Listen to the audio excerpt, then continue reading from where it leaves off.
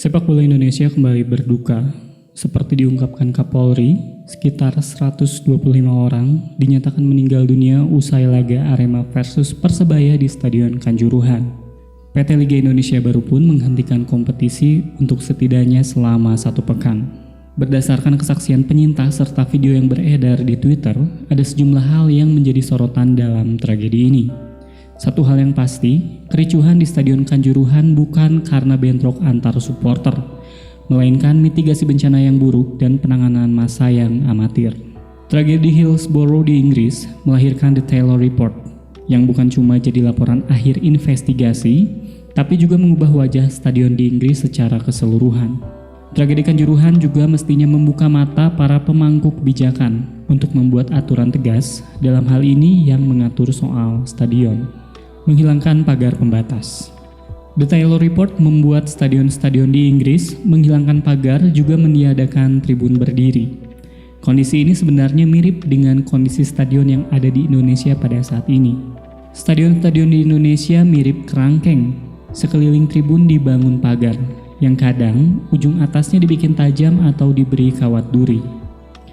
Penonton yang masuk ke tribun cuma bisa keluar stadion dari tempat ia masuk tadi. Lapangan sengaja dibikin susah buat diakses agar tidak ada match invasion. Tragedi Hillsborough dan Valley Parade bisa diminimalisasi andai tak ada pagar yang membatasi tribun dengan lapangan. Korban jiwa mungkin bisa dicegah kalau penonton bisa langsung dievakuasi ke lapangan. Menghilangkan pagar pembatas tentu membuat kekhawatiran kalau penonton akan masuk ke lapangan dengan mudah. Lantas mereka akan menghajar pemain lawan atau menggebuk wasit sampai puas. Nyatanya tidak setiap hari match invasion terjadi di Inggris. Cuma ada beberapa kasus ketika supporter berhasil menyikat pemain lawan. Seperti yang terjadi pada Jack Grealish di laga melawan Birmingham pada 2019. Kalau Inggris saja bisa, mengapa Indonesia yang terkenal dengan budaya ketimuran, adab yang santun, dan fasih dalam beragama tidak bisa? 1 tiket 1 kursi. Manusia ada karena berpikir. Dan itu yang membuat manusia masih hidup dan merusak bumi sampai saat ini. Akan selalu ada cara dalam setiap permasalahan. Menghilangkan pagar pembatas memperbesar peluang pertandingan terganggu karena penonton masuk ke lapangan.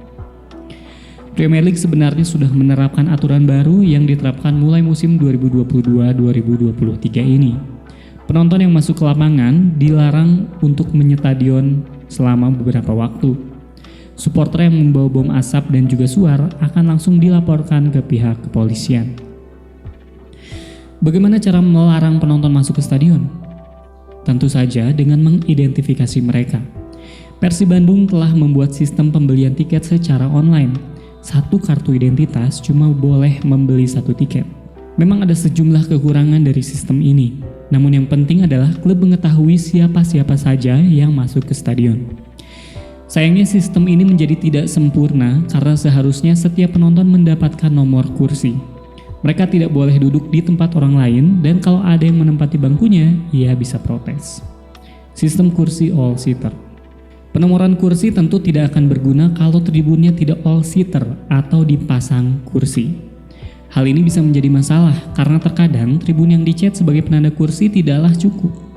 Pun dengan Stadion Gelora Bung Karno sebelum direnovasi. Sistem kursi di sana adalah bangku panjang yang diberi tanda. Ini tidak cukup karena penonton bisa saja mengambil hak penonton yang lain. Dengan sistem penomoran tidak perlu ada pemisahan tribun atau antar sektor.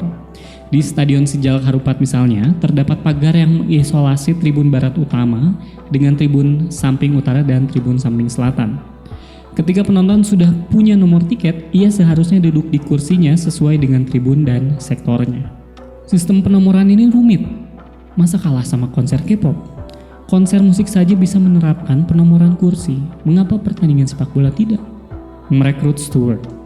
Premier League menggunakan steward yang tugasnya menonton penonton. Mereka memerhatikan gerak-gerik penonton dan berjaga bila ada yang akan memasuki lapangan. Mereka sudah siap dengan pencegahannya. Selain itu, steward juga biasanya memberikan arahan atau menenangkan penonton yang sudah kelewat emosi. Sebelum laga, steward bisa difungsikan sebagai penunjuk kursi penonton. Artinya, ia harus tahu setiap baris dan nomor di sektor tempat ia bekerja. Penonton yang sudah membeli tiket dengan nomor kursi bisa bertanya kepada steward kalau ia kesulitan untuk menemukan kursinya. Dari sini, steward jadi punya dua fungsi, sebagai pengamanan juga pengarahan di dalam stadion. Meski demikian, sebaiknya klub tidak mempekerjakan ormas tertentu yang mungkin bisa bekerja dengan tidak profesional. Akses keluar masuk. Yang sering saya bingung saat menonton pertandingan di Stadion Sijalak Harupat atau Stadion Gelora Bandung Lautan Api adalah akses masuk penonton. Kedua stadion ini punya beberapa pintu masuk di setiap tribun. Misalnya, tribun utara dan tribun selatan di Stadion Sijalak Harupat masing-masing punya 4 pintu. Setiap pintu bisa menampung sekitar 4 baris supporter dan di setiap pintu biasanya ada pintu khusus untuk supporter yang keluar. Anehnya, beberapa kali menyaksikan di Sijalak Harupat, pintu masuk supporter justru di pintu keluarnya tadi yang hanya 1 pintu. Kalaupun pintu utama yang digunakan, yang dibuka biasanya hanya 1 baris. Tertahan di pintu masuk mengakibatkan bottleneck.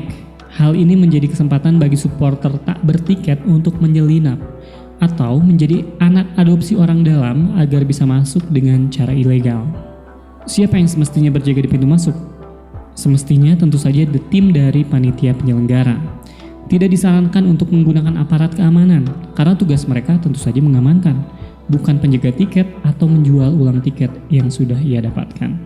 Merenovasi ulang stadion. Perubahan-perubahan ini membutuhkan biaya besar.